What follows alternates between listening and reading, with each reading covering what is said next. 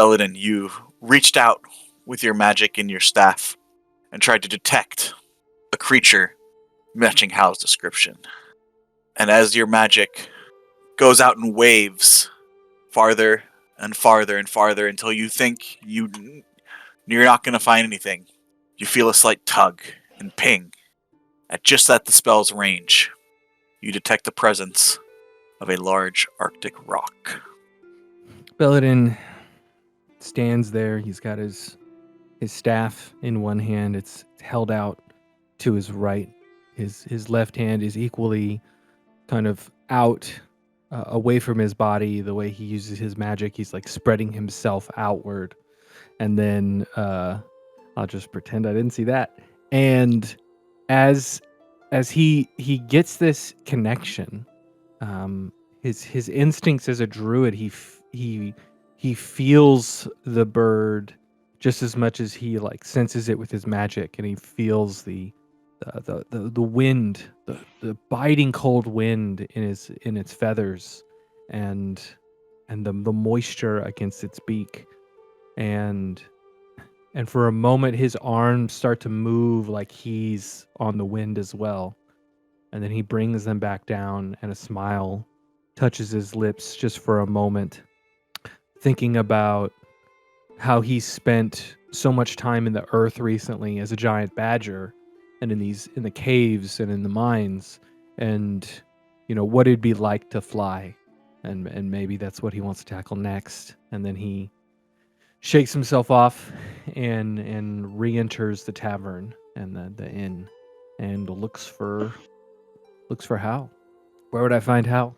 Probably still sitting in the tavern, just relaxing with the rest of the group, probably. Well, Belladin comes over to the table. He motions towards the young woman who works here and says, "Well, I feel like I haven't done this yet, but I feel like now is a good time. I'd like to buy everybody drinks. What would everybody like?" More ice water. I'm not sure you need to pay for that. Have I ever seen you drink alcohol, Hal? I don't think so. Do you drink alcohol? I have, just not. Well, I feel like, besides us surviving the mine and also our recent activities in the Sentinel Forest, I feel like we have a reason to celebrate. So if you do drink, what do you drink? Usually something spicy and hot, Honestly, when I was younger, we were out on the tundra, and that's really the only thing we did drink. So I kind of grew tired of it, but it's been a while. Okay. Core, do you drink? Are you allowed to drink? I don't know what the rules are where your monastery. I mean, I'm old enough to drink, that's what you ask. Would you like a drink? No, thank you. Okay. But celebrates, Yes, we have a reason to. Fenthwick, can I buy you a drink? You can. Let's see what passes for top shelf in this establishment. Yeah. So I'm gonna motion for the young woman who works here to come over so I can order. And Ravina comes by. Yes, Belladin. How can I help you? We actually have something to celebrate here at the table. What is, if we were to order your finest blank, what would the finest blank be? Blank? I'm not sure. No, like, I don't know what your finest ale, your finest wine, your finest liquor, your finest spiced whatever Hal has from the tundra. Oh, I mean, we've got some brandy that old Dolan makes every year from some of the apple harvest that we get. But I'll ask my father if he has anything special. Whatever your finest is, we'll take 3 glasses. Core doesn't drink or doesn't want to drink. He's a good fellow. He doesn't drink too much. I'm saying all this in common. I don't know. See, there's always the back and forth of how much Core actually understands of common. So We'll see. We'll see what he thinks of what I just said to her. Oh, is there anything I can get you, other Core? I mean, Water is nice. right, sure. Thank you. So as she leaves, Belladin turns back to the table and says, "Well, I did the locate animals spell that I tried with you earlier, Hal. It was just barely at the edge of my ability. But I have to tell you, I've never seen an Arctic rock before. But man, they're beautiful. The way they dance along the air. It was too far to see. It was, I think it's about 5 miles is the distance, but it was up in the mountains. I don't know why would one be, this far south unless it was sent for you. Hal gets up quickly and grabs his stuff and says, "Show me." Oh, it was okay. I just stay inside the tavern and I just point in the direction that it was.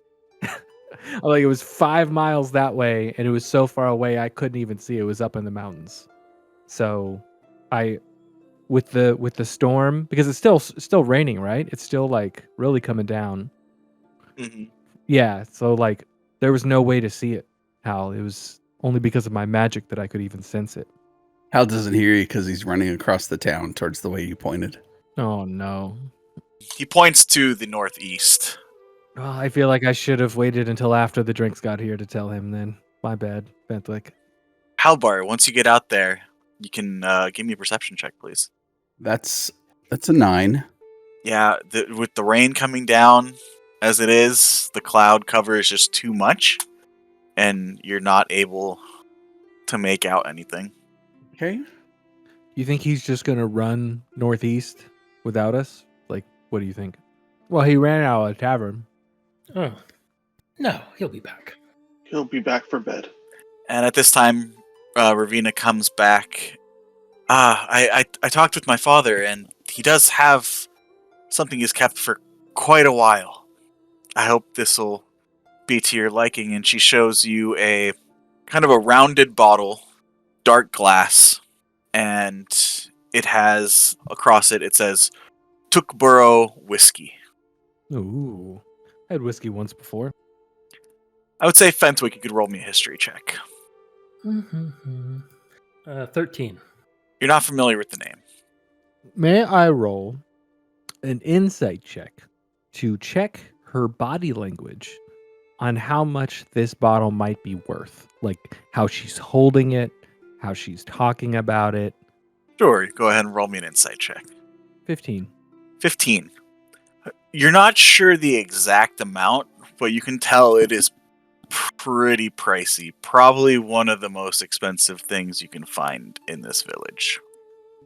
Does your father I mean, I imagine he wants to keep the bottle and, we only need 3 glasses. I don't think we're going to drink much more than that. So I don't want to take all of your father's been keeping this for such a long time. So I've actually never seen him open it. oh. Well, I kind of feel bad about taking it then. Let's Well, look. no. What good is it if it's not for drinking? Okay. It's not for looking at. It's for drinking. All right. And this is a drinking establishment. I have to agree with Sir Fentwick, and my father explicitly said that nothing is too good for the heroes of Nesselrock. I'm going to lean over to Fentwick. Okay.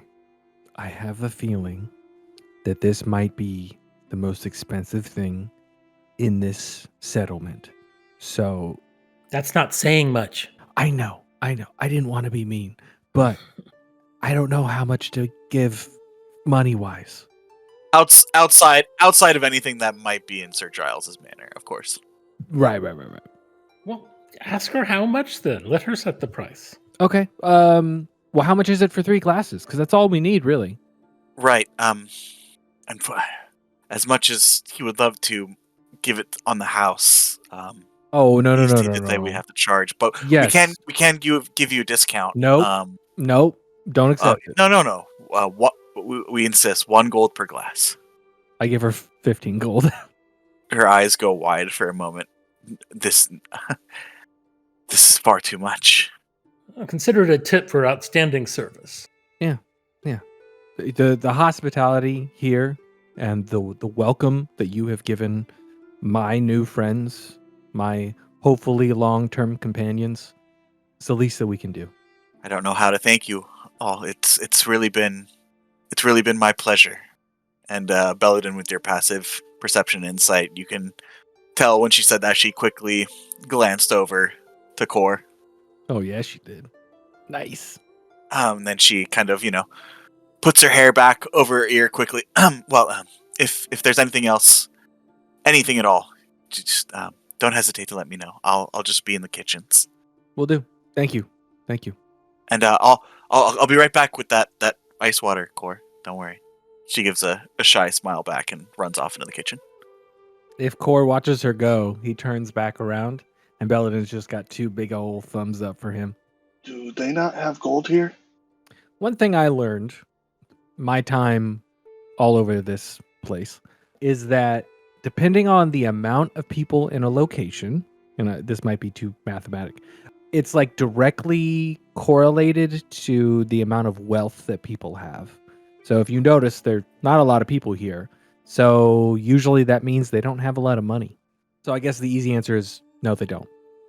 Maybe we should leave gold on the dresser, like Hal said. Yeah. If you wanna show your appreciation. At this point, we switch back. The scene cuts back to Hal standing out in the rain. Hal, what would you like to do? Heading towards the mountain area northeast. You Like son of finding a- no. Animal path or footpath Oh my that leads god. me up into the mountains. I'll turn on my light and I'll start climbing or going up the path. Okay. Oh my god. Can I use 2 charges and cast locate Hal?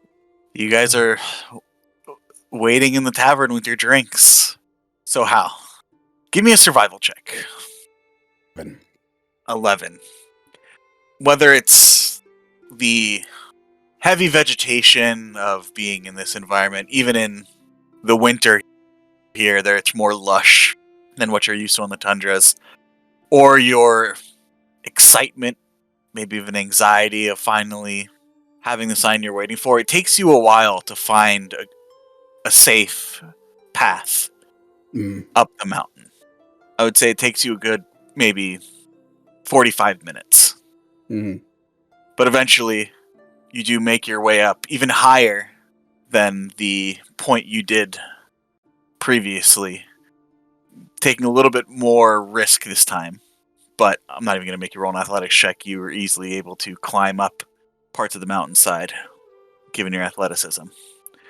And you make your way up higher and higher. It's still pouring down around you, but you are higher up.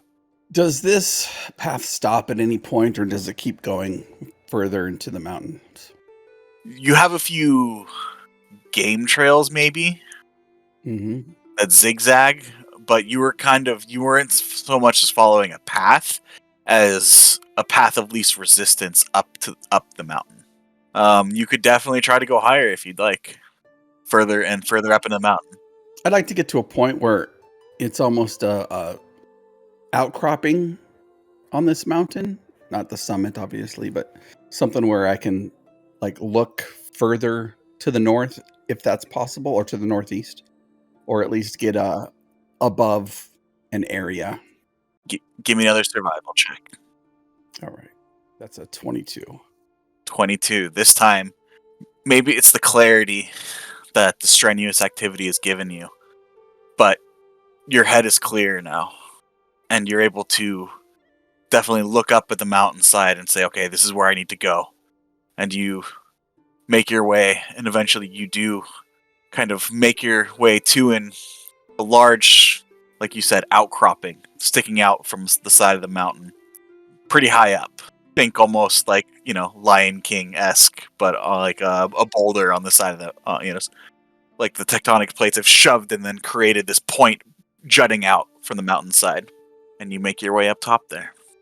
And I think at this point, he'd take his necklace off that holds the gem of brightness, and he'll use one charge to make it flash in the direction that Belladin pointed. Not as to blind somebody, but just to make a bright flash in that direction. So you lift up your gem of brightness, and it flashes a brilliant light, and you have to shield your eyes even from it. The townspeople down below think it's just another flash of lightning. That's how bright it is. And you stand there, and you wait 2 minutes. Make a perception check for me, please. That's a 10. Damn dice. Another 2 minutes go by. You don't see anything. It's getting on to early evening now, I would say. You're probably like an hour from sun. How long does it take me to get me up here? I'd probably turn around if I'm going to be caught up here in the dark. Yeah, about 45 minutes. 45 minutes from the other point, and another 20 to 30 to get to this point. If he was gone for an hour, I would have left to go.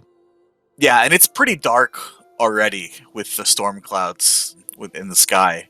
It's a pretty overcast, dark gray day, afternoon, evening that it's turned into. So you figure by sunset it'll get pretty dark here. There would be no sky. There would be no light from the stars or the moon tonight. Yeah, I would turn back and head back down so I don't get stuck up here in the cold darkness, and I use my background feature and make my way back down to the town.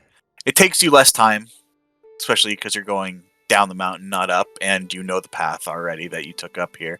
So I'd say it takes you just about 45 minutes total to get back down. Belladin, Fenthwick, and Core, you guys are sitting at your table. Ravina comes back with a smile, sets the glass of ice water down in front of Core. Doesn't say anything and just kind of smiles for a moment and then runs back into the kitchen. And you guys are there with your... How many glasses did you get? 3? Yes. Yeah, one for me, one for Fenthwick, and one for Hal. So you've got about three glasses of about 2 fingers worth each of this whiskey sitting in front of you. It's the bottle. You weren't sure. The bottle was pretty dark brown glass. It's a very light amber color. I guess the only real question now, Fenthwick and my friend Core, is do we drink our glasses before we go get him, or do we wait and do it after he comes back? Oh, we can probably wait for him. I'm sure he'll be back. He takes off sometimes. You get used to it. Yeah, it's been like 5-10 minutes. He's probably just trying to verify what I saw, right? So, And you guys sit there. Another 10 minutes go by. you know, she is interested in you. Belladin's got the glass and he's like holding it up to the light to like get a look at the liquid, and he just says that's offhand to Core. And eventually, when you guys came here before with Winford, and as he was explaining, the Ale Spring Inn was pretty empty. Now you have a few more of the villagers coming in, some of the miners ordering drinks, some getting meals. It's not crowded, but there's definitely more people now. Ravina, you can see Ravina heading in and out of the kitchen, getting orders, adding firewood to the fire in the corner, making sure it's nice and bright and warm in here for the customers that are coming in out of the rain. This is an interesting point. I mean, it's overcast right now. It's raining. I understand the sun comes up and it goes down, and those are easy ways to tell time, right? The sunrise, sunset. But how do you tell time the rest of the day, especially when it's overcast like this? I'm looking at Fenthwick, I don't know. Never really came up before. right? Because Who cares? Who cares what time it is? well, I only ask Nighttime. because It's nighttime. Hal's, yes, that's how I usually operate. But Hal's been gone, and I was trying to think to myself, how long has Hal been gone? But I don't even know, like, minutes, hours, like, how do I judge? It looks the same in here. The lighting's the same. But Yeah, I judge. He's been gone a while. He's been gone a long time. You know, it's not very precise. I'm still trying to figure out this time. But that's a good point. So just estimations. And I can judge it by my mood too. It's like I'm annoyed at how long he's been gone. I'm okay with how long he's been gone. Where the hell is he? Yes. I'm curious where he went. A scale. Oh God. Oh God. What has he gotten into this time? You know, Right. There's measurement. At this point, Ravina comes back. Would you all like something for supper at all, or? That's a good idea. Actually, let's put our orders in, and then I hate to do this to you. You just poured this amazing whiskey for us. We're waiting for Hal, but he's left. I think we need to go get him. So could we put in our food order and like, could you hold this table and we'll get him and come back? Sure. We have some meat pies this evening. Sounds lovely. I'm good with it. I'm sure Hal would probably have 2. 2 for Hal.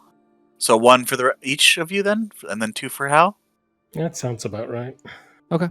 Yeah, and we'll be right back. I'll wait to bring another candle out to your guys' table. That one's almost Yeah, sorry. burned through.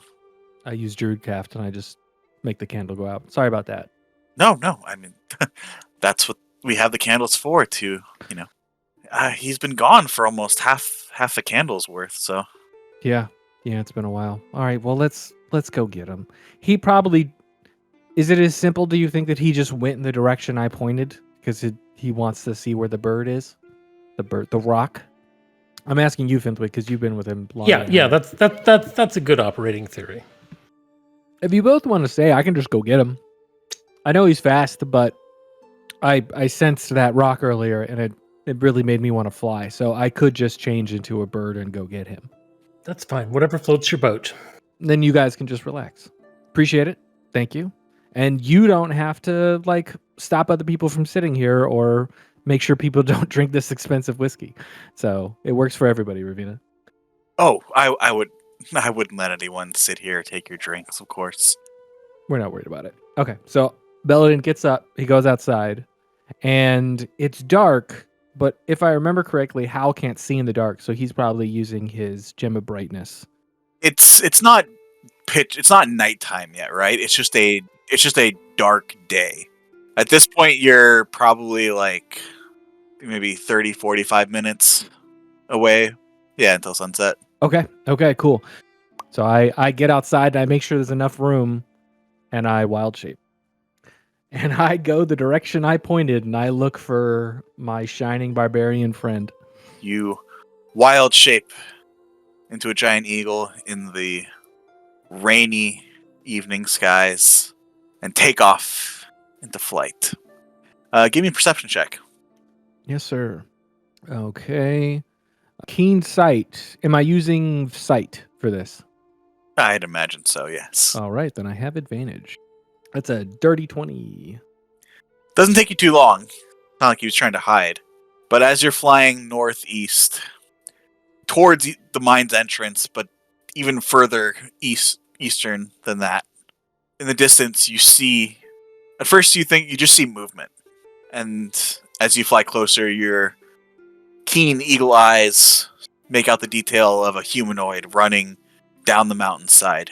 And then you get closer, you make even more detail, and you can see that it is Hal making his way back down the mountain.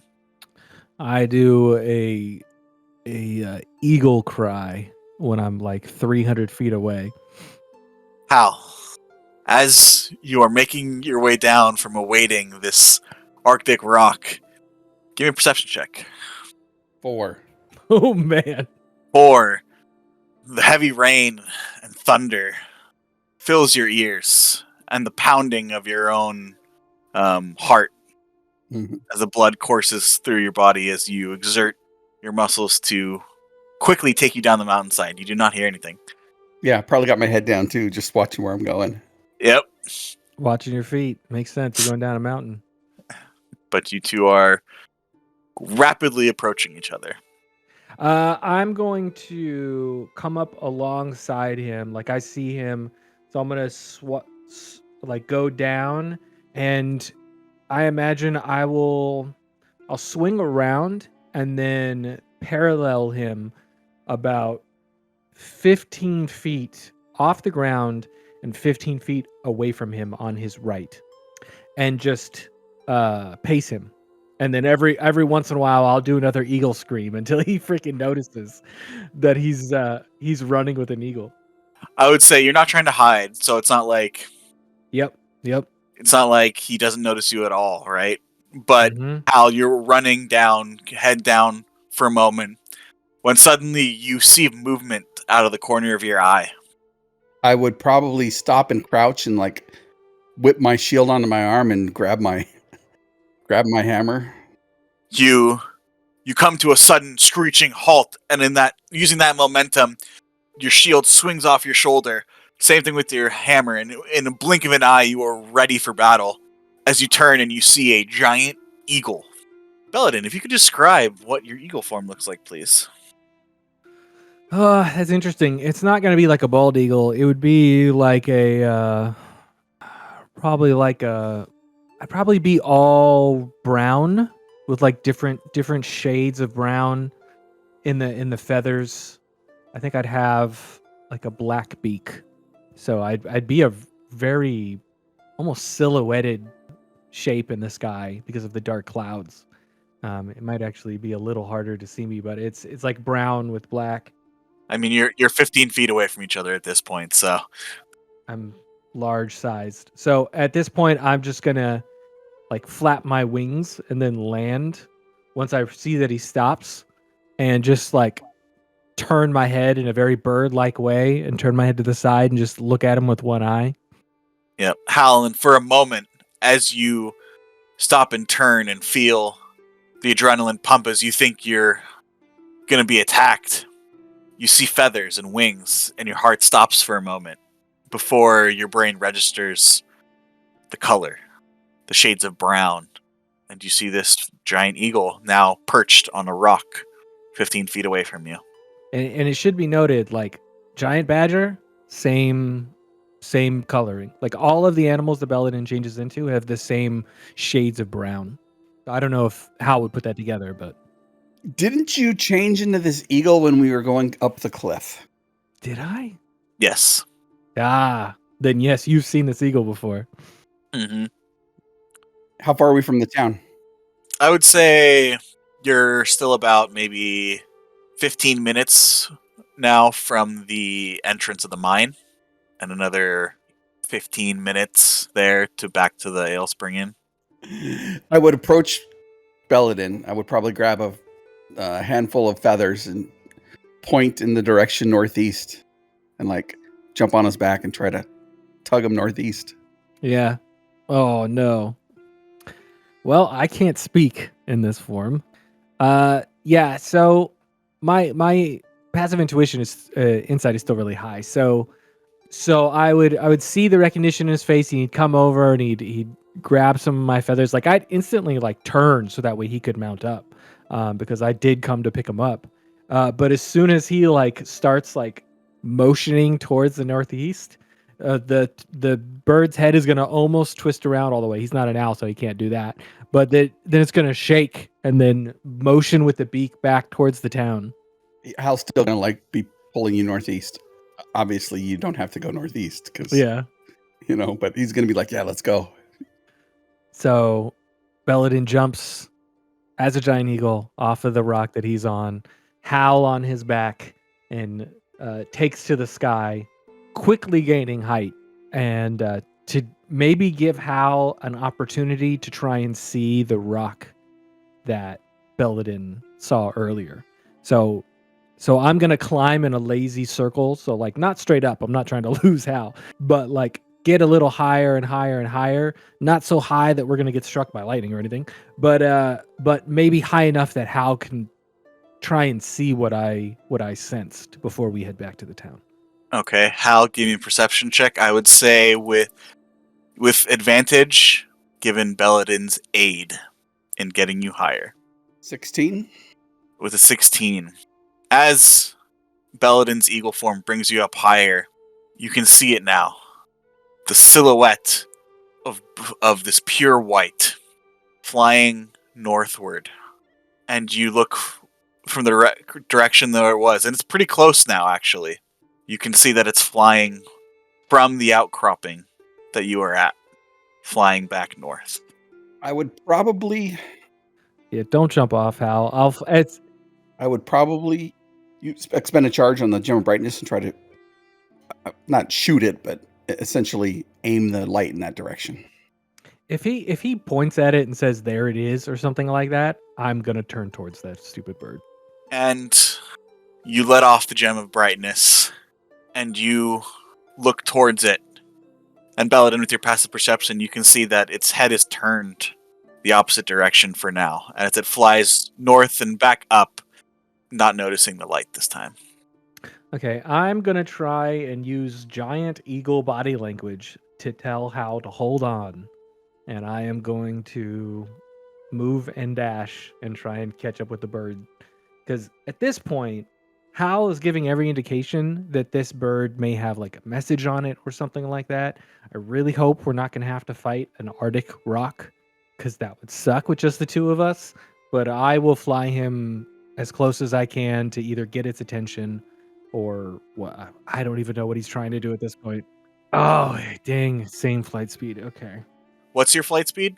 80. Paladin? Let me double check. I just looked at it, but let me double check. It also has keen sight, so it has advantage in perception too. Okay. So I picked a giant owl because it's 80, not 60. So the giant owl does have 80 feet fly. Owl or eagle? The giant eagle has 80. The owl has 60, but I didn't pick the owl. I picked the eagle. Yeah, the rock, it's 120. It's fast. Yeah, super fast. You do see it veer off, though. It's not heading completely straight north. And the sun is starting to set. And it's starting to grow darker. And the storm is starting to intensify. What do you want to do, Hal? Because I can't. Belladin can't talk to you. I mean, Hal would be like, follow it, but Belladin also knows that he can't see in the dark with his eagle sight. So, Yep.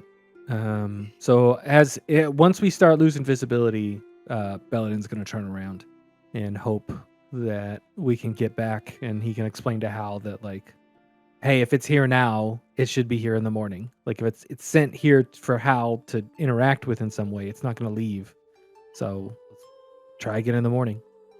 But for now, he does a slow circle and heads back towards the city. As the storm intensifies and lightning and thunder cracks around you all. But you do eventually make your way back towards the entrance of the mine, that area in the mountainside. Would you like to fly all the way back downtown, or are you gonna... Yeah, let's go all the way back. There's no sense in walking in the rain. You fly all the way back down, scaring the living daylights out of some of the villagers who are making their way, various business in the rain. Not too many. Another story for the city, for the settlement. And you land in the street right in front of the Ale Spring Inn. As there's one guy cloaked, hood up, like against the rain, who is reaching for the door and is just stopped, mouth just open, staring at. I let out one loud eagle scream before I changed back into my druid form. He falls on his ass, like backwards, like as he let out this eagle scream. I think I'll probably hop down and help him up, and then head into the tavern and go for the hearth, if they have a hearth in here. They do, in the corner. Ravina's been feeding it consistently to make sure it's nice and toasty, as the guy doesn't, still just mouth open, doesn't even follow you guys in. It's just standing out there in the rain. Like, he would watch me change back, so I don't know how he would feel about that. no, that's why he's still just mouth open. Just this is not one of the miners. This is just another villager. So Belladin like holds the door open for him, like, come on. And if he just keeps standing there, he's like, okay. yeah, And he's just like, just blue screened right now. So Hal will make his way into the hearth and kind of nod his head at Bentwick and say, yeah, we saw it. It's heading back north, but hopefully Bella can do his, and he'll make his wiggly fingers and say, tell us that it's going to be a clear day tomorrow, and we can head back out that way. And as he's stripping off his like pauldrons and his straps and his somewhat leather armor and wringing his hair out and doing his best Fabio as he gets close to the fire. How many women are in here? Do they need to roll, like, what would that be? Charisma saving throws? Yeah, it's mostly drunken miners. Oh, thank goodness. Yep. Yeah, I'm going to be standing by the fire as well, because I have to be soaked, even though I was in a different form. Hal is definitely hugging Belladin half naked. Okay. I'm just like... Arm over shoulder, right? Around the shoulder. But I also have like this, I wasn't ready, so like the staff is kind of like stuck in between us. Yeah, it's a super awkward hug. Yeah, with my other hand, I'm like patting him on the back. Like, it's yep. Goodness me. Sir Hal, Belladin, Oh, sorry. We're making a mess. We just went up the mountain. just please, let me get y'all some blankets. And Thank you. Fenwick, could you bring those glasses over? Maybe we can have a little toast or drink or something while we warm up. What am I, your maid? Get your own damn glass. I've been sitting here waiting for how long for you clowns? I like motion towards the giant man holding me like I can't. yeah, Hal definitely just has like a full-on bear hug grip on you still, not letting go. Yep. I'm not going to expend another changing to a giant black bear just to get out of this hug. No. I'm glad that we've seen it. Okay, so you wanted to go there really bad. So explain to me what the goal is. Does it have a message for you? Like why do you want to go to it? You see, when I told y'all, well, I was the last of my tribe, that wasn't really the truth. And we were captured by the Crystal Blade orcs, and I spent most of my young life in there. That's how I know how to speak orc and then summarily speak giant. But when we escaped, my uncle escaped, my dad didn't make it. They fled to the secret fortress to the north. He said, head south, find some capable warriors, learn from them what you can, and if you can, bring them north because a war is coming. So here we are. He said he would send me a sign. It's usually some kind of giant white bird. That's a little bit. No, that was massive. Like way bigger than my eagle. And after a moment, Ravina comes back with the blankets and and pulls up some chairs so you can sit right next to the hearth there. It's a pretty big roaring fire to heat up and warm this entire, kind of central room of the Ale Spring Inn. I can bring you the meat pies over here if you'd like to eat. I know Sir Fenwick and Cor might have already started. Would you like me to bring your meals over here? Yes, please. Has Hal let me go so I can sit down? Hal, have you let him go? Yeah. At this point, he would sit down and just plant himself right in front of the fire and kind of just stare into the flames and have that far off look while he eats some food. And you are eventually brought over a meat pie. And Rena says to you, Bellad, I can bring a table over so you could all sit here together if you'd like. I'll raise a single eyebrow at Fenwick and Core to see if they want to move over here. It might be too warm for them. They're not soaking wet. It's fine. Cora's fine with it. I'm fine with it. All right. Yeah. Let's pull the table over. Sorry, we're reorganizing your entire. No, I wouldn't want any of y'all to catch anything. You're soaked to the bone. Oh, we're all right. Wouldn't be the first time. Could I get you some more water, Core? I'll take that. Maybe later. And you guys are sitting at a table closer to the hearth. Fenwick and Core are on the opposite end of the table, a little bit further, so it's not quite too warm. While Hal is just sitting, staring into the flames. Can I have that drink now? Yes, by all means. It's a momentous occasion. It's definitely strong. It's got a good kick to it, but there's a smooth finish, and it's got a distinctive smoky flavor to it. So it's pretty good rye whiskey. Helps warm you back up. So what took you two so long? Bellin just motions towards Hal since he was the one who was out there longer. Hal is just sitting there, his elbows on his knees, holding his food, just staring into the fire, like contemplating life. Oh, he's having a moment. So, from what I can tell, he went off in the direction that I pointed to try and get a view of the bird I saw, the giant rock. And he was coming back down, probably because it was getting dark.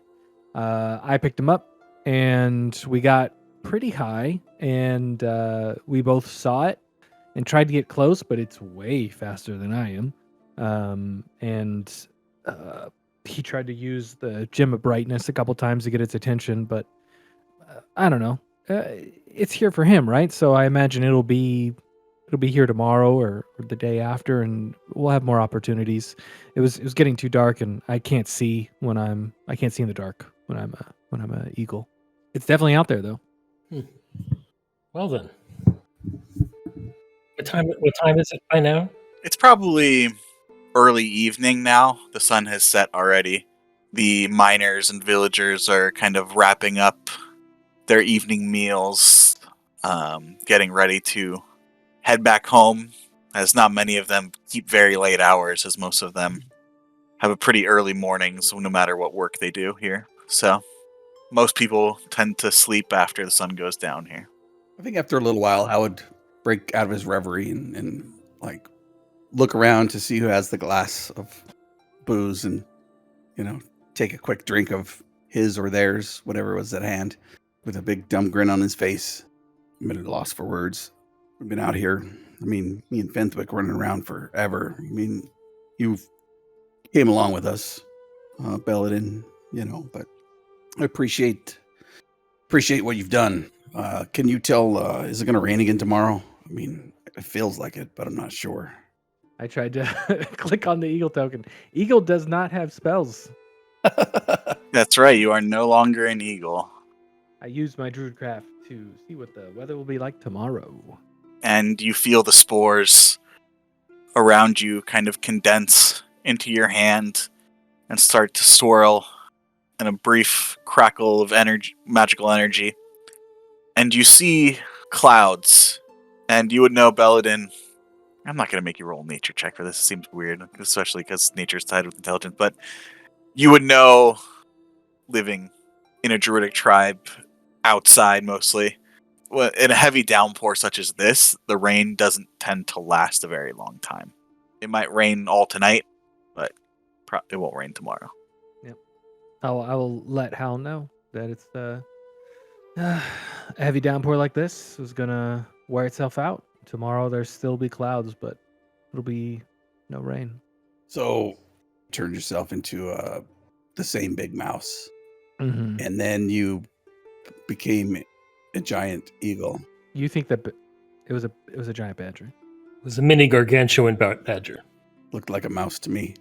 Darker colored, but I mean, definitely looked like one of them field mouses out there in the tundra. So, not really sure what a badger is, but I'll take your word for it. And then you turned into a giant eagle.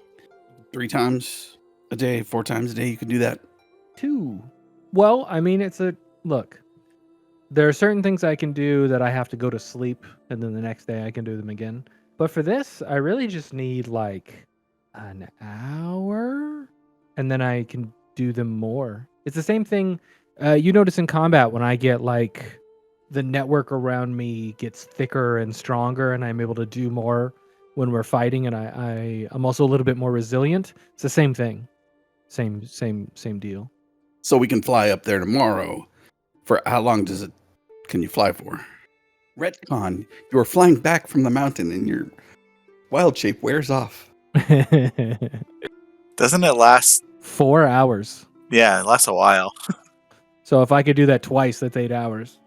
Mm-hmm. And then I only rest an hour, and then I can do it for 8 more hours. So in a day, I can do about 16 hours of flight. Find out if there's a message or if that is in fact my uncle. What the hell has he been doing over the last few months? Because he can never do something that gigantic. Anyways, pretty amazing. And he kind of stares back at the fire thinking, what is he going to do for Poppy? And what is he going to do for Marisol? And like, now he has to go north. Is it like right away? So he just kind of fades off into the night staring at the fire. Would anyone like to do anything or say anything for the rest of the night? You all finish your meals and drinks, and if you would like, you could head back to your rooms to rest for the night. So everyone's just heading back to their respective rooms. And I believe that you guys had 2 rooms, right? Yep. Me and Fenthwick. And Core and I. Mm-hmm. All right, then you guys are just going to take a rest. Yeah, I don't think we have anything else we need to do today. Like, I thought we were going to go back and maybe clear out the tar hole thing underneath the candle shack, because there was still stuff down there, right? Maybe we were going to enlist the miners to do that. Yeah, that's what I remember. Or you were going to turn it into to chill all the tar and let them chop it up like obsidian. I don't Oh, know. right. Yeah, no, I can totally do that. But Hal's not thinking of like anything else. Got to get up early. Got to go out there. It's going to be great. And Hal's talking to Finthwick's ear off as he's trying to go to sleep. Like, yes, Big Bird. I'm sure it's tits. I should have learned silence. As eventually you all find sleep coming to you. Some a little more difficult than others. Some being kept from their sleep a little more than others. I cast water breathing, but that's it with the group before we go to bed. Sorry. No worries. You do your ritual dance. Probably in one of your rooms, maybe not in the common room here. If we really wanted to like freak out the locals before we go to bed, we could all ask for a big like bowl of water. We could just stick our faces in it for a while. You want to see a party trick? I'll bet you 5 gold I can put my face in there for 5 minutes. Yeah, not a bad scam, actually. Yeah, for real. You all find eventually sleep taking you. What does Core do when he rests for the night? When he goes into his trance? I was worried about the time being fire. Okay, it was scary. So yes, Core, if you could tell us, what do you do for your nightly rest? Every day he sits down in the corner, meditates, try to center himself, find his astral self, and explore the world and deeper connection with nature and all that nonsense that he was trained to do all his life. So you sit in the corner once more. Sometimes you would do this with a candle in front of you to focus, but lately you've been foregoing that extra little bit of preparation. And you center yourself and enter the meditative state that you've been taught by the masters at Heaven's Path Monastery. And you find yourself afloat in an endless, grayless expanse. Something you're very familiar with. What you think might be a form of the astral sea, or at least what your mind's eye perceives as the astral sea. And you reflect on your teachings and the adventures you've had since leaving the monastery, and internalize those happenings, but at the same time trying to let them go as well, and empty your mind to perfect your astral self. And you look around in this endless gray expanse, and your formless body. But there's something strange.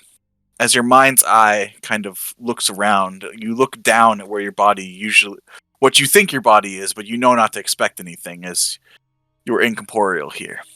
But you see this golden thread coming out of what you perceive as the center of yourself. And as you see it now, you can see and you follow it, and it continues further into the infinite expanse. If it seems like something that's important for me in this state.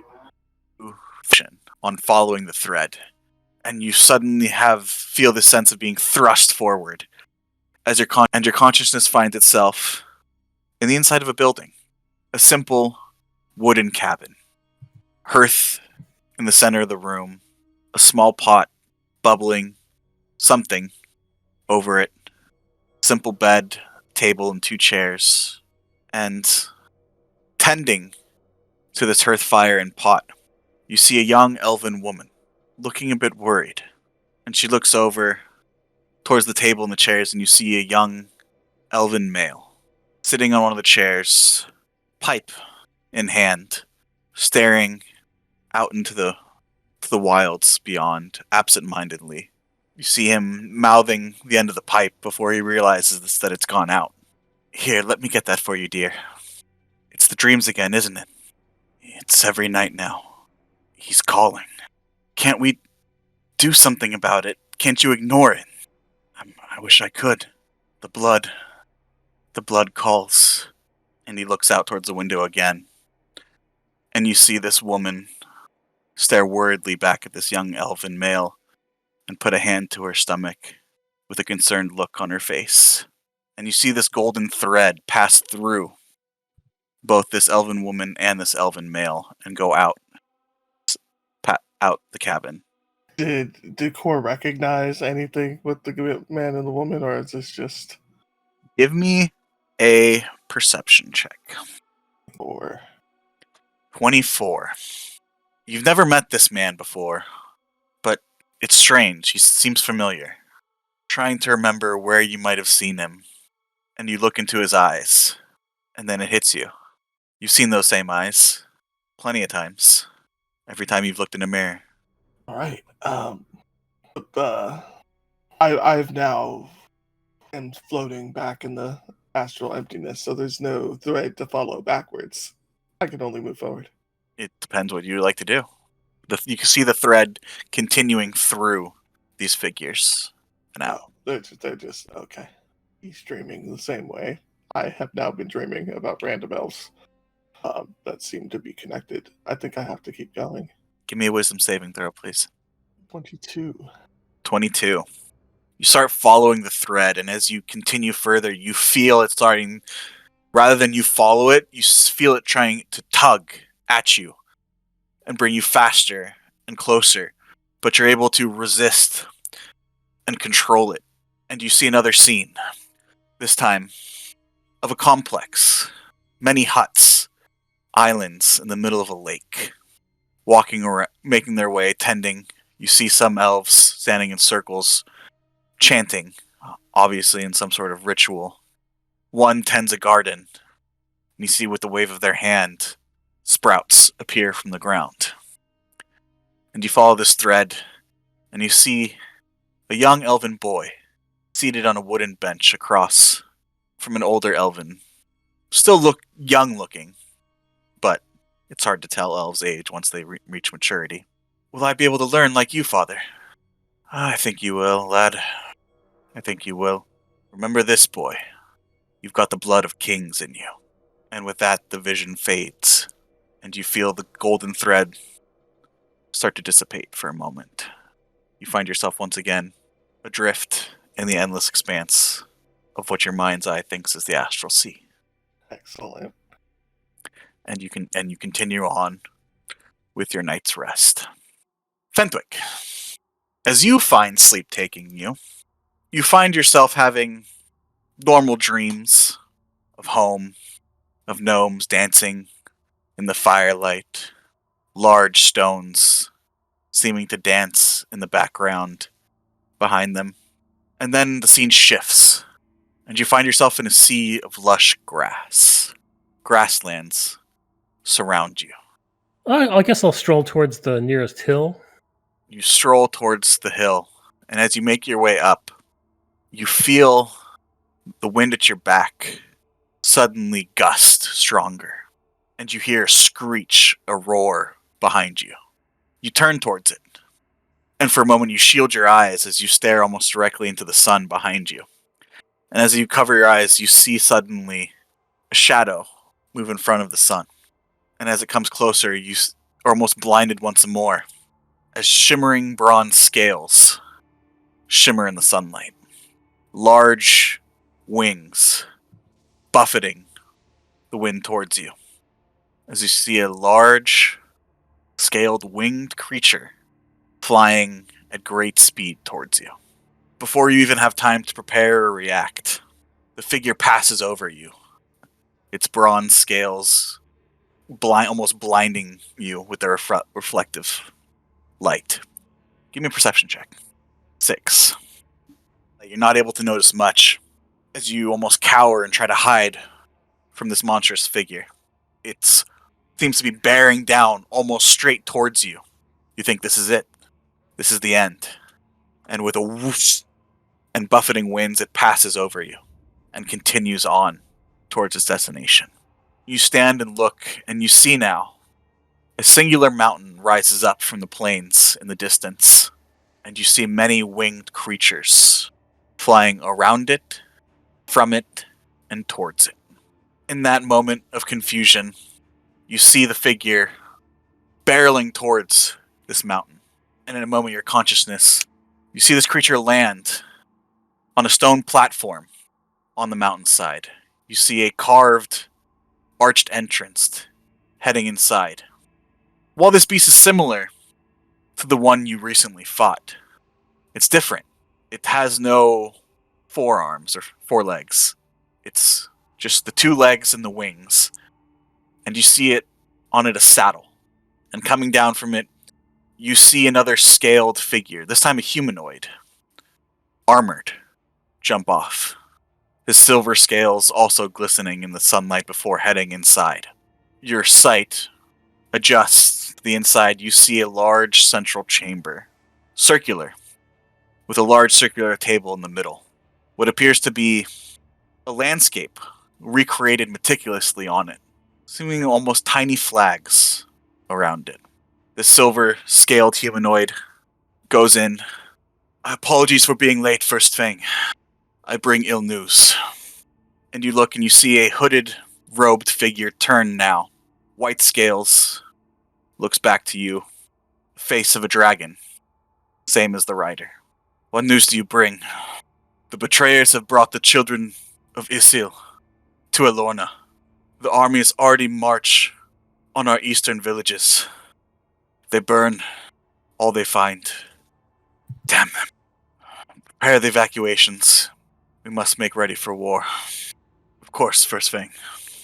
And the scene darkens until it's just the figure staring at the map. And after a moment, the figure turns its head back towards you. You have more strength than I thought to be able to see this. Wait, you can actually see me? Wait, 'cause when he looks at me, I look behind him, like he's looking at somebody else. In this infinite blackness with this table left, this figure and you. You are not one of the children of Isil. What are you, little one? What are the children of Isil? Make a history check for me, Fenwick. 27.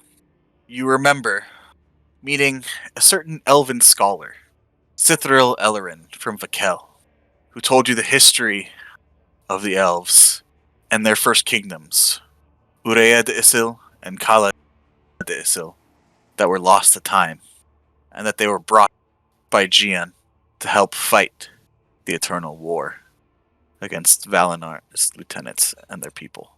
Oh. So, no, not a child of Isil. And yet you have the strength to see my memories. Apparently so. Who are you? That would have been my question, as you are here in my memories. But I will ignore that lack of decorum. Sorry, you're appearing in my dreams, so it's you don't see me getting in a huff about it. That's all I'm saying. But please, go on. I am First Fang Turisu of the Northern Dragonflight. Any of that mean anything to me? Roll me another history check. Mhm. 12. It sounds familiar. Not the name, but the title, but you can't quite place it right now. For you to be here, little one, that means you hold my staff. So you're the thing in the staff. And you are? Oh, you can just call me Fenthwith Rivenstone. Give him a little bow. Fenthwick Rivenstone, Mhm. current wielder of the staff of the First Fang. Let us see. No. Let us test your worthiness. And the scene shifts, and suddenly you find yourself in a sandy arena. Large stone statues around you, and large flickering braziers on the corners barely illuminate the arena floor. As you see yourself standing now across from this dragonoid figure. Oh, my goodness. As I said, let us see your worthiness. And let's roll some initiative. You got a 20. He rolled a 17.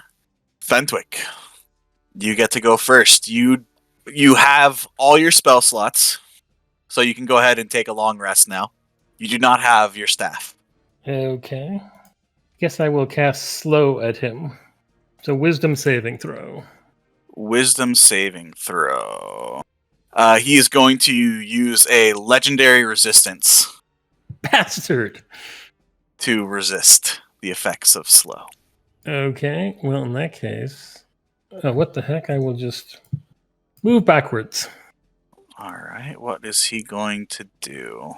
You see him start to mutter an incantation. Counterspell. He is going to counter your counter spell. Counter my counterspell. Yeah, okay. So you see him mutter this incantation for a moment, and then you see him suddenly in front of you for a moment. And then, at the same time, in just a blink of an eye, you feel your body just ravaged with pain as electricity. Yeah, as suddenly you also take 5th level Is this magic missile? magic missile and lightning bolt. Well, if I've got my reaction back, then I will just shield away the magic missile. Unfortunately, you cannot. You feel the effects of these spells after they've already hit you in a blink of an eye. Okay. You see him finish this incantation, and in that moment, there's this weird feeling of after he finishes it, you suddenly feel your body just racked with pain, and you see him shimmering in this shield of fire around him. That is his turn. We are now in round number 4. Okay. What the heck? I will. Wait a second. How much damage did I take? Let's see, that's 21 plus 34, 55. Oh, that ain't good. Do I still have all my inventory? You do, except for the staff. Except for the staff. Okay. I guess since that really hurt, I will cast False Life on myself at 5th level. So I regain. Well, I get 25 temporary hit points. He is going to try to counterspell this. Then I will try to counterspell his counterspell. What level do you cast your counterspell at? I've decided mine already. I'll cast it at 4th level. Okay, I need you to roll for me. Well, what? It's just make a spell attack roll because it's just a d20 plus your spell modifier. So just make a spell check, I guess, from your 11. You go to counter his counterspell, and his magic is stronger, and it overtakes yours. And you see these kind of normally counterspell, it's almost invisible, but as these meet, you see these sparks of energy fly as the both weaves try to undo each other, and you see his now swirling and engulfing yours, and it just completely swallows it and rushes towards you, and you feel the magic of false life fizzle out from your hands. Well, in that case, I suppose I will bonus action drink a potion of healing then. All right, so you regain 8 hit points. You'll have to do better than that, Fenthwick Rivenstone, if you hope to keep control of my staff. And he's going to cast Lightning Bolt again. So I need you to make a dexterity saving throw for me, please. But this is against magic, so I actually get that twice. Of course, I rolled. It saves. You saved, so you take half. So you take half of 42 points of lightning damage. Hang on a second. Let me look at something. Okay. Then, as my reaction, I will use Fade Away and become invisible. Where do you think you can run to, Fenthwick Rivenstone? Your trial is here. Well, let's see. I will move, and I'm going to try False Life again. He's going to use a counterspell at... What? He has to be able to see me. Oh, that's right. So it'd be... You'll turn invisible after the action. Yep. I mean, visible after the action. So... Yeah. So, you cast the spell, gain 21 temporary hit points, and become visible. Interesting tricks you have, Fenthwick Rivenstone. Yeah, I believe that... Let me think. I suppose, what the heck? Bonus action... I will drink my other healing potion. 9 points of healing. If this is all you have, little one, I think you will find my staff to be a bit much for you. And he takes out an item, something distasteful towards you. And you see him wave his hand. as he casts Banishment. Hang on a second. And I will use. I have my bonus action still? I think your reaction, you mean? Yeah, right. Yeah, you have your reaction. Okay, then I will add 4 to that using Arcane Deflection. So you save.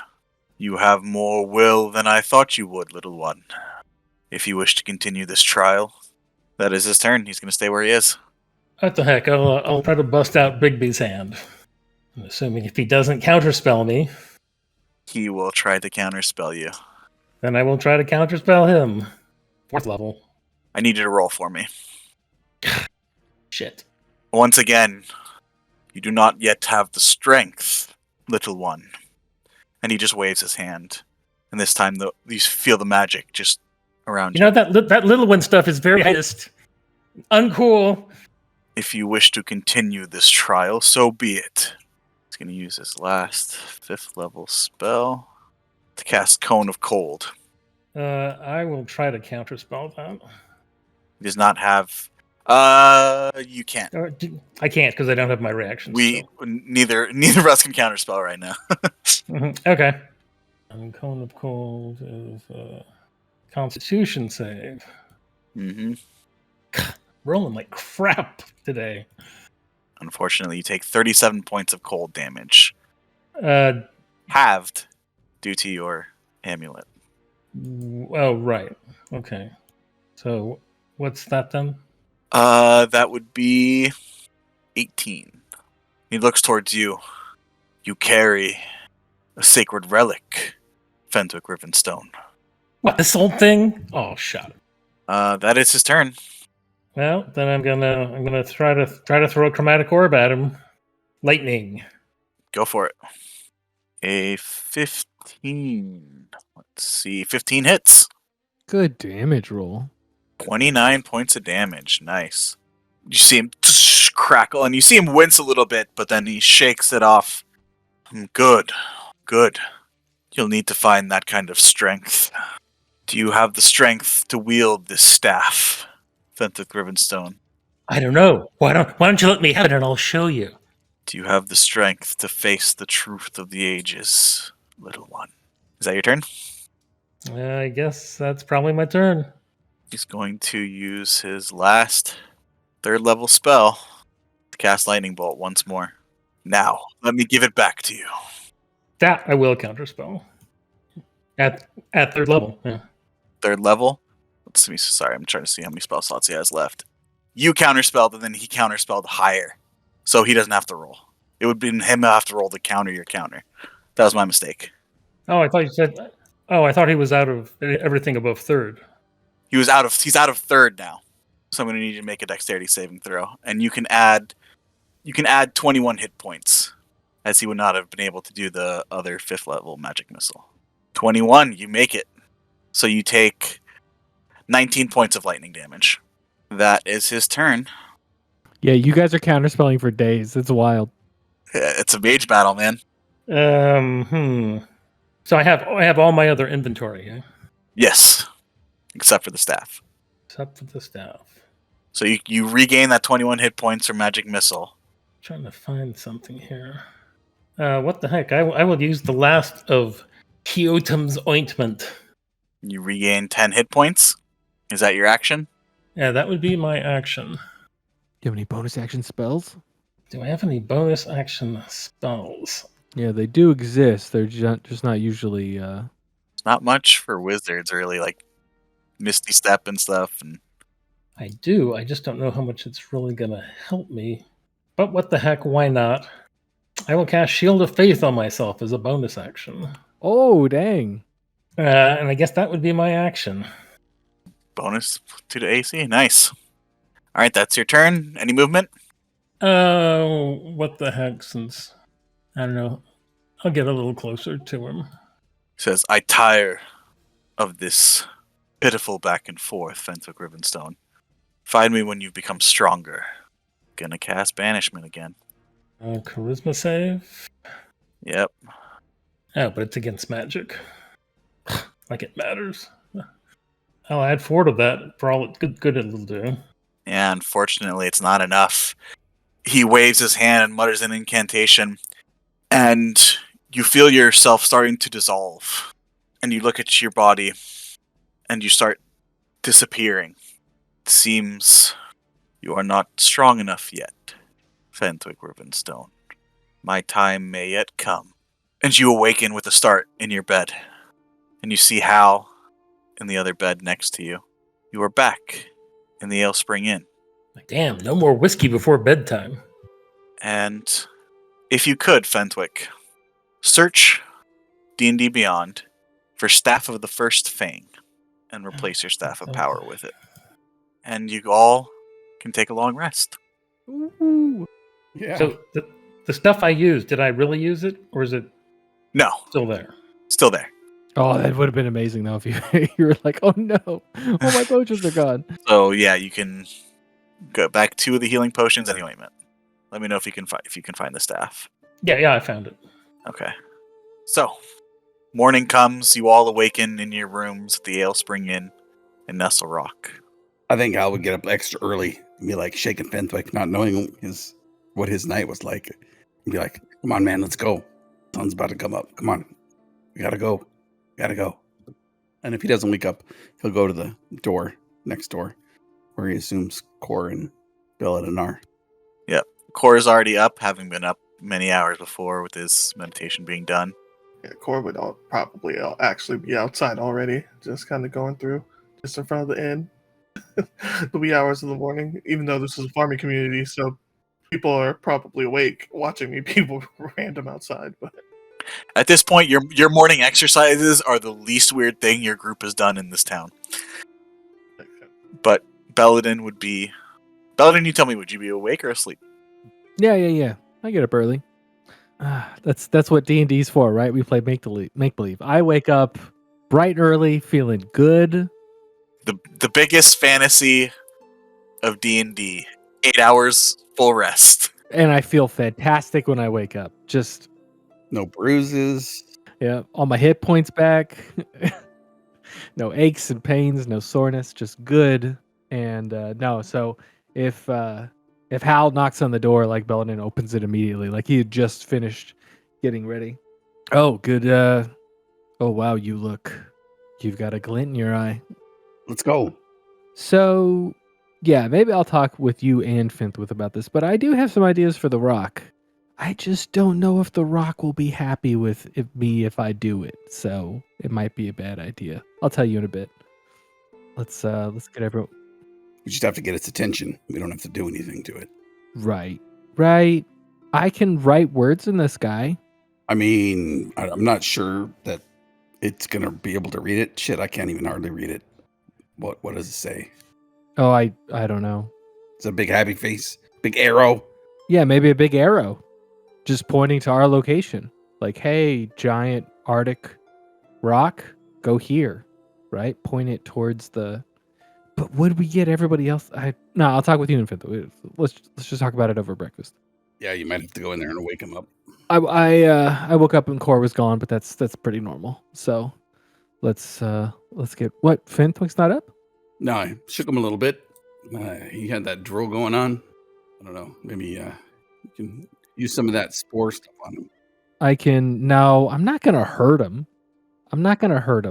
But maybe a little gaseous form. Maybe that'll wake him up. Nope.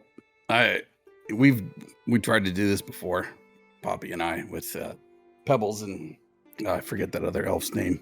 It didn't go over well, so took him a while to stop pranking us back. So I'd recommend against it.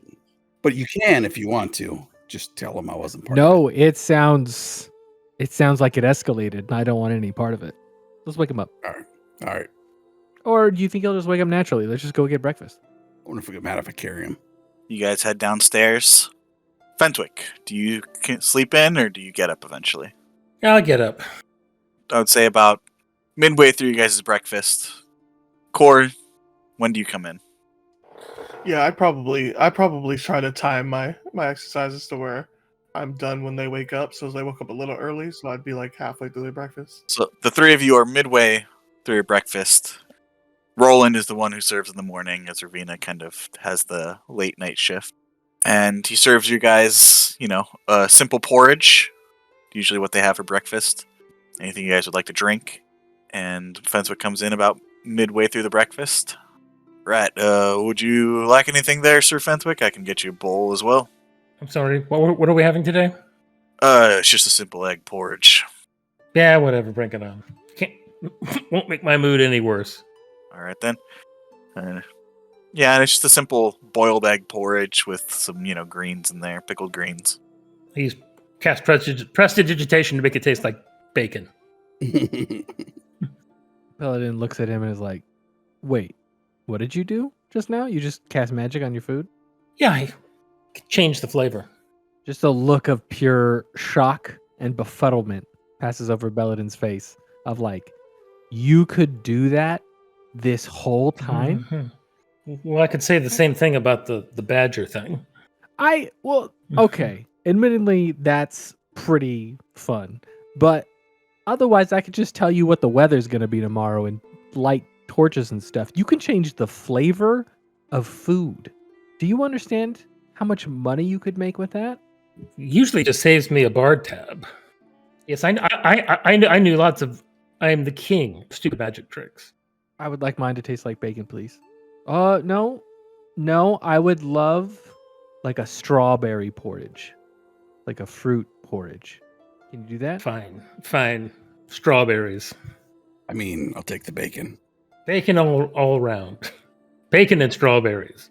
Ooh, sweet with the savory and the salty. Ooh, you have something here. Hal will eat extra fast and be like, are we ready? Can we go? Are we ready? What, are we chasing a big bird? I mean, relatively speaking, it's pretty big. It's huge.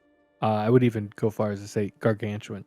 Well, I mean, you and I can... I don't think I can carry more than one person as a giant eagle. So... I don't know how we're doing this. Oh, Fentwick. I was telling him about this earlier. I can write in the sky. So I could, like... I didn't know if the Arctic rock was like me and maybe, intelligent and could read maybe. So I was thinking about writing something in the sky like, hey, your tundra long lost prince is here, and then point down at the settlement.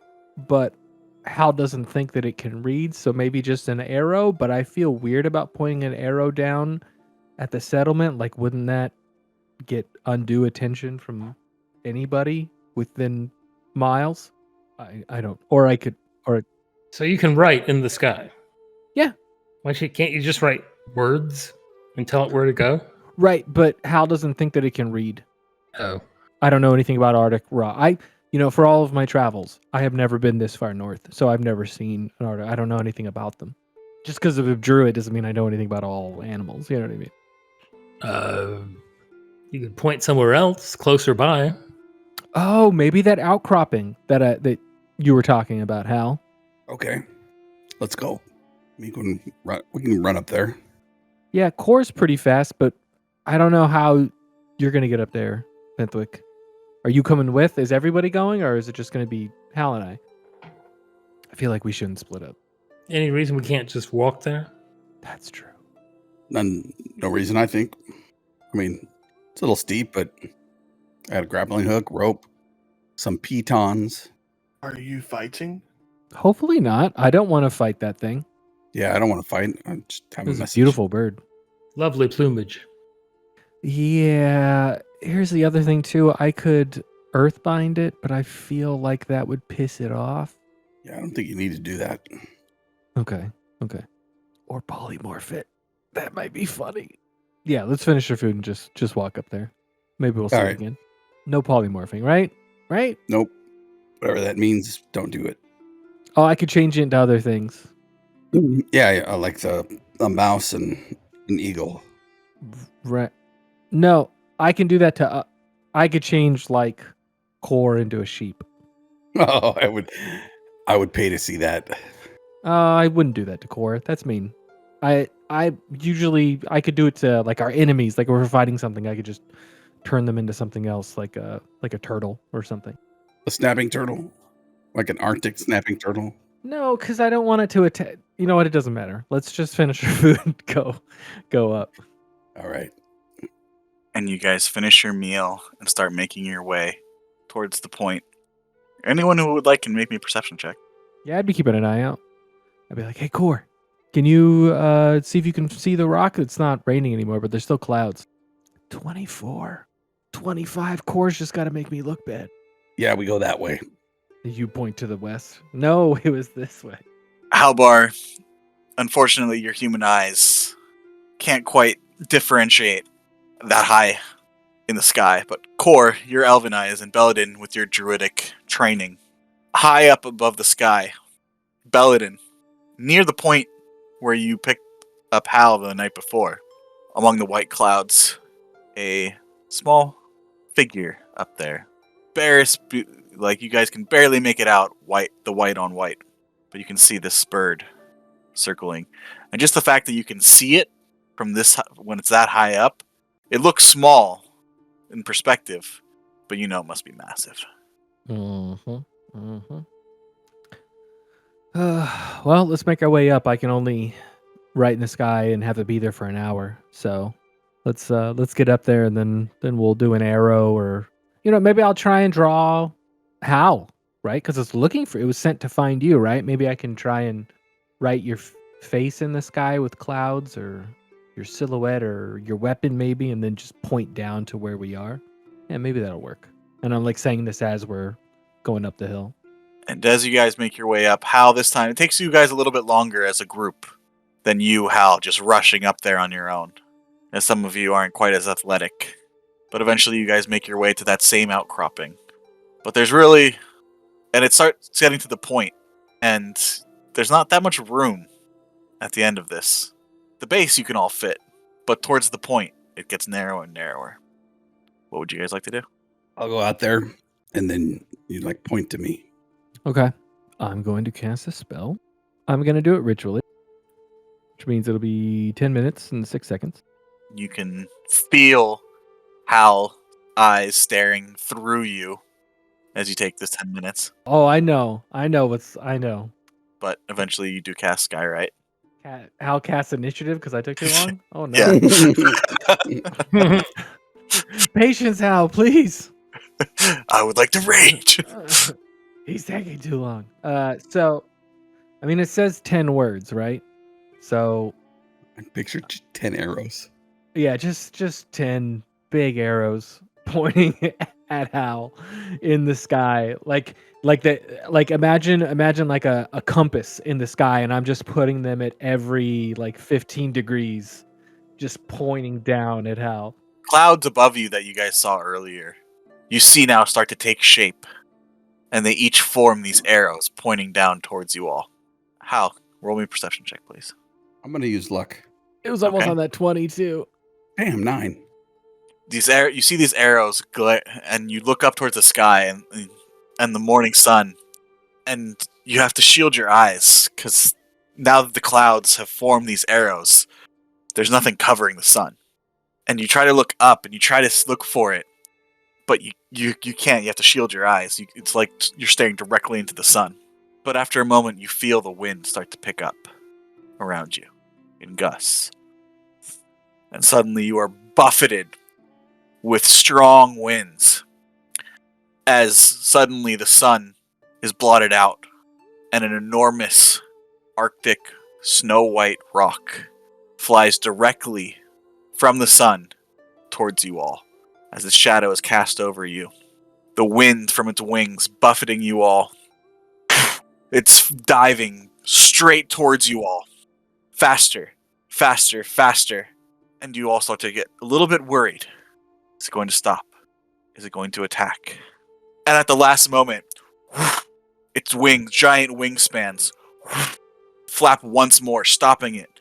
And its giant talons perch on the edge of this outcropping rock. Its wingspans, majestic, covering the sky in front of you all. It lets them down, and it stares at you, Hal. What do you do? I would probably take out my totem trophy of an eagle or a bird and put it across my chest and then move towards the creature. You see Hal walk further out onto this stony outcropping, narrow and narrower, towards this perch of this giant creature. Hal, as you get closer, you see its body bow down towards you. Massive beak that could swallow you in a single bite, looming closer and closer. And the beak goes past your head and is now eye to eye with you. What do you do? I'll reach up and rub it behind the eye ridges. You reach out and touch it, and your totem flares with a magical light. The same light that now is reflected in this creature's eyes. With a strong push of its wings, it now jumps off its perch. And it hovers for a moment in the air. It lets out a loud screech. I'm not doing that again. I'm sorry, can you do that again? It kind of muted. Yeah, it didn't pick up properly. Yeah. Echoes. You all have to cover your ears with the strength of its scream. And it looks down towards you, Hal, and a voice booms out from nowhere. Halbar, who are you? I am Halianthar of the Northern Watchers, to the tribe's nephew to Ormir, son of Olaf. Well then, Prince, the time has come to cast off your false names, to become who you were meant to be. Your uncle, Ormir, has beseeched the goddess. I am here on her behalf. I come bearing message, Halianthar of the North. It is time for the stray to find its home, to bear the standard of the North, and to break the hold of Crystal. The time has come, Halianthar of the Northern Watchers. Your watch resumes once more. And with that, the light from its eyes grow almost blinding before dissipating, and another loud screech comes from the rock's beak before it turns and starts flying northeast.